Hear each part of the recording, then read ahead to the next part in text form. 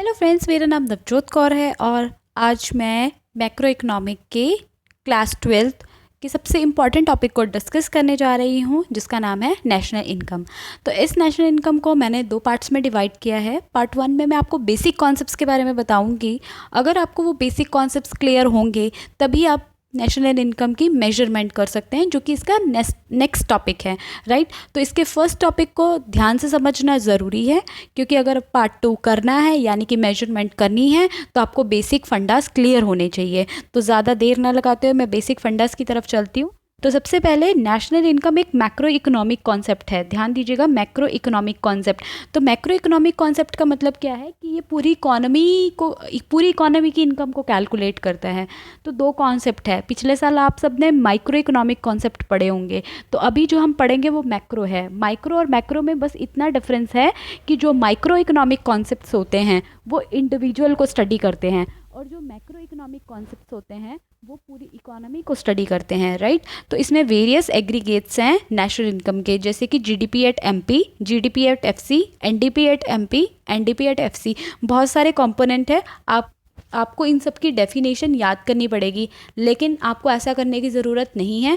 अगर आप ये सारी डेफिनेशंस को याद करना चाहते हैं, यानी कि अगर आप चाहते हैं कि ये सारी डेफिनेशन आपके टिप्स पे हो जाएं, तो मैं आपको कुछ टेक्निक्स बताने वाली हूँ इसके आगे पॉइंट में। आप उस टेक्निक्स को ध्यान से समझिएगा, उसके बाद ये डेफिनेशन आप खुद से भी बना लेंगे, राइट। में डिस्कस करेंगे कुछ इंपॉर्टेंट टर्म्स में हम डिस्कस करेंगे नॉर्मल रेजिडेंट। नॉर्मल रेजिडेंट वो पर्सन है जो पर्टिकुलर टाइम में एक कंट्री में रिजाइड करता है। पर्टिकुलर टाइम क्या है? More than 1 year. और उसका सेंटर ऑफ इंटरेस्ट भी कहाँ होगा? उसी सेम कंट्री में होगा, राइट। अब जब ग्रॉस के कॉन्सेप्ट को हम समझेंगे, तो ग्रॉस मतलब इंक्लूडिंग डेप्रिसिएशन। और एक चीज़ याद रखनी है, no provision made for depreciation. Gross मतलब कि हमने अभी तक कोई भी प्रोविजन नहीं बनाई डेप्रिसिएशन के लिए, अभी तक कोई भी रिजर्व, कोई भी प्रोविजन हमने क्रिएट नहीं की, राइट। और नेट मतलब होता है एक्सक्लूडिंग डेप्रिसिएशन, यानी कि हमने प्रोविजंस, रिजर्व्स वगैरह बना लिए हैं डेप्रिसिएशन के लिए। इसीलिए जब हम ग्रॉस के कॉन्सेप्ट को डिस्कस करते हैं तो उसमें आता है नेट प्लस डेप्रिसिएशन, और नेट के कॉन्सेप्ट में एन से नेट, एन से नो डेप्रिसिएशन, यानी कि डेप्रिसिएशन क्या हो जाती है? Minus, right. इसके बाद हम नेक्स्ट टॉपिक कंटिन्यू करेंगे वो है डोमेस्टिक। डोमेस्टिक मतलब produce with in the domestic territory. अब मैं आपको बता दूं, इंडिया का अगर आपने मैप देखा होगा ध्यान से, तो इंडिया का मैप जो मैप है उसकी जो आउटलाइनिंग है, अगर आप उसको ध्यान से देखो तो वो क्या है? हमारी टेरिटरी है, इंडिया की फिजिकल टेरिटरी है, राइट। लेकिन अगर हम थोड़ा सा आगे जाएं, यानी कि वाटर्स में चले जाएं, इधर से अरेबियन सी, एक साइड से बे ऑफ बंगाल और एक साइड से इंडियन ओशन, राइट। तो अगर उन इंटरनेशनल वाटर्स के 240 नॉटिकल माइल को हम ऐड कर दें, तो वो भी हमारी क्या है? डोमेस्टिक टेरिटरी ही है, वो भी इंडिया का ही पार्ट है, राइट। तो वहाँ से जो इनकम, वहाँ से जो प्रोडक्शन हो रही है वो डोमेस्टिक है, राइट। तो जो चीज़ें डोमेस्टिकली प्रोड्यूस हो रही हैं वो क्या है? डोमेस्टिक टेरिटरी, यानी कि डोमेस्टिक इनकम है जो डोमेस्टिक टेरिटरी में प्रोड्यूस हो रही है। देन प्रोडक्ट क्या है? Product final goods and services हैं, right. Final goods and services. अब फाइनल मतलब कि जो कंजम्पशन के लिए रेडी हैं। दो तरह की गुड्स होती हैं, इंटरमीडिएट, फाइनल। इंटरमीडिएट वो गुड्स हैं जो अभी रेडी नहीं हैं, अभी आप उसका कंजम्पशन नहीं कर सकते, नॉट रेडी फॉर कंजम्पशन। और फाइनल गुड्स वो हैं जो कंजम्पशन के लिए रेडी हैं। नेक्स्ट है नेशनल इनकम। नेशनल इनकम क्या है? जो नॉर्मल रेजिडेंट अर्न करता है। नॉर्मल रेजिडेंट अभी हमने पिछली स्लाइड में पढ़ा है। कौन है नॉर्मल रेजिडेंट? जो नॉर्मल ऑर्डिनरली रिजाइड कर रहा है किसी कंट्री में, कितने टाइम के लिए? More than 1 year. जिसका सेंटर ऑफ इकोनॉमिक इंटरेस्ट, यानी कि वो वहीं पर रह के लाइवलीहुड अर्न कर रहा है, तो वो वहाँ का क्या हो जाता है? Normal resident, right. और net factor income from abroad, जहाँ पे वर्ड लग जाता है नेट। नेट मीन्स कि factor income from abroad minus factor income to abroad, मतलब किसी चीज़ में से कुछ माइनस होगा, तो net factor income from abroad minus factor income to abroad, तो वो किसके इक्विवेलेंट आ जाता है? Net factor income from abroad के इक्विवेलेंट। नेक्स्ट जो कंटिन्यू कर रहे हैं वो है मार्केट प्राइस। मार्केट प्राइस, जब भी आप मार्केट जाते हैं, आप लेट्स सपोज एक पेन बाय करने वाले हैं, तो आपको वो पेन जितने प्राइस में मिल रहा है वो क्या है? उसका मार्केट प्राइस, राइट।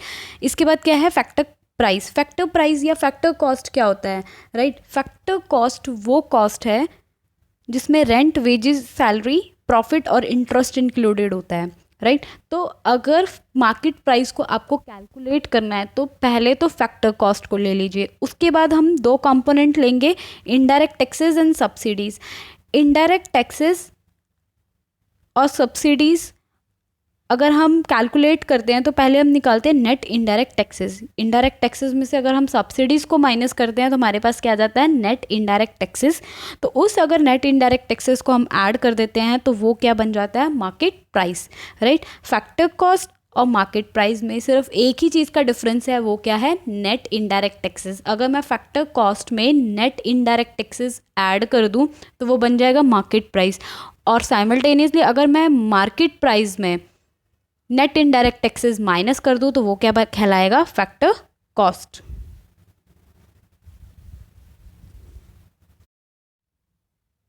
तो rent, wages and salary, profit and interest, ये आपकी चार हो गई फैक्टर इनकम। रेंट किसके बदले में मिलेगा आपको, रेंट आपको मिलेगा लैंड के बदले में। लैंड के बदले में क्या मिलता है आपको, रेंट।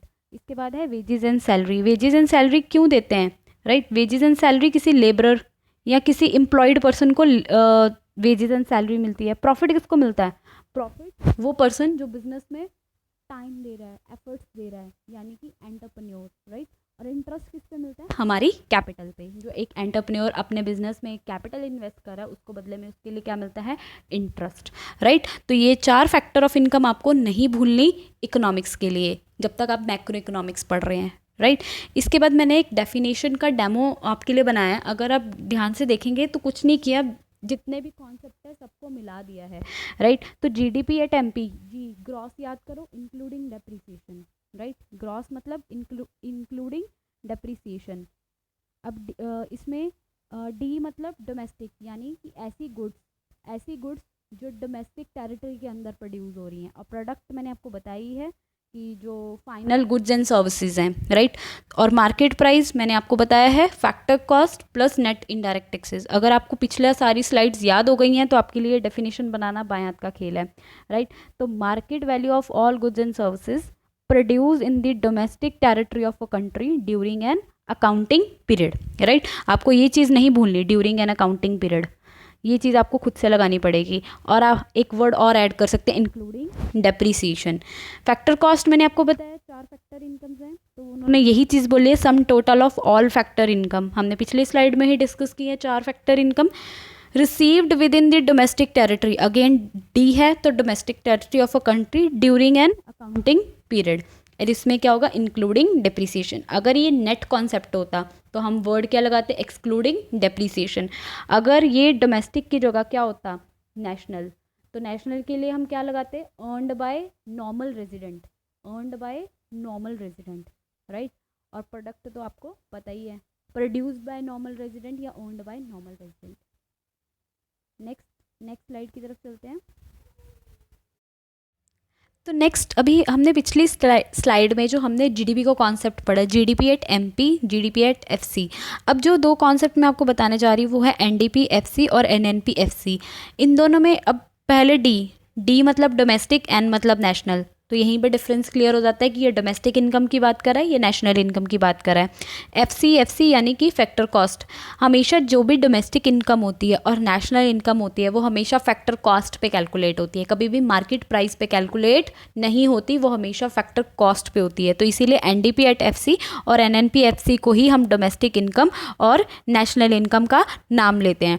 डोमेस्टिक इनकम एक टेरिटोरियल कॉन्सेप्ट है, राइट। टेरिटरी के बेसिस पे हम इनकम निकाल रहे हैं। तो उस टेरिटरी में मैंने आपको क्या बताया था, इंटरनेशनल वाटर्स 240 नॉटिकल माइल तक हमारे हैं, इंडिया की टेरिटरी में ही इंक्लूडेड हैं, राइट। और नेशनल इनकम एक नेशनल कॉन्सेप्ट है, राइट। इसके बाद मैंने आपको बताया कि final value of final goods and services, value of final goods and services. और इसमें क्या है, डोमेस्टिक इनकम। अगर हम ये चीज़ निकाल दें और उसमें net factor income from abroad को ऐड कर दें तो हमारे पास क्या आ जाएगा, नेशनल इनकम, राइट। और ये क्या है, ये होती है डोमेस्टिक टेरिटरी में। इसके जो प्रोड्यूसर होंगे वो भी डोमेस्टिक टेरिटरी में होंगे। इसके प्रोड्यूसर कौन होंगे, नॉर्मल रेजिडेंट, राइट। तो ये हो गया इन दोनों के बीच में डिफरेंस। नेक्स्ट स्लाइड पे चलते हैं। नेक्स्ट स्लाइड में मैंने आपको जस्ट एक डेमो दिया। आपको अगर पिछली स्लाइड्स अगर अच्छे से याद हैं तो आप ये आराम से सॉल्व कर सकते हैं, राइट। तो मैंने आपको यहाँ पे लिखा हुआ है जीडीपी एट एमपी। तो अगर मेरे को एफसी पे पहुंचना है तो मेरे को क्या करना है, net indirect taxes, net indirect taxes को क्या करना है, माइनस करना है, तो मेरे पास एफसी आ जाएगा। अब जब ग्रॉस है और नेट है, तो ग्रॉस से नेट तक पहुंचने के लिए मुझे क्या माइनस करना होता है, डेप्रीसिएशन, राइट। अब यहाँ पे एफसी है और एमपी है, अब ये आप मुझे बताएंगे कि इसमें क्या ऐड करेंगे और इसमें क्या ऐड करेंगे और फाइनली हमारे पास क्या रिजल्ट आएगा, राइट। तो अगर आप ये सारी वीडियो अच्छे से देख रहे हैं तो प्लीज़ सब्सक्राइब भी कीजिएगा और कमेंट ज़रूर कीजिएगा कि मैं और किस टॉपिक पे वीडियो बनाऊँ ताकि मुझे मोटिवेशन मिले। Thank you so much.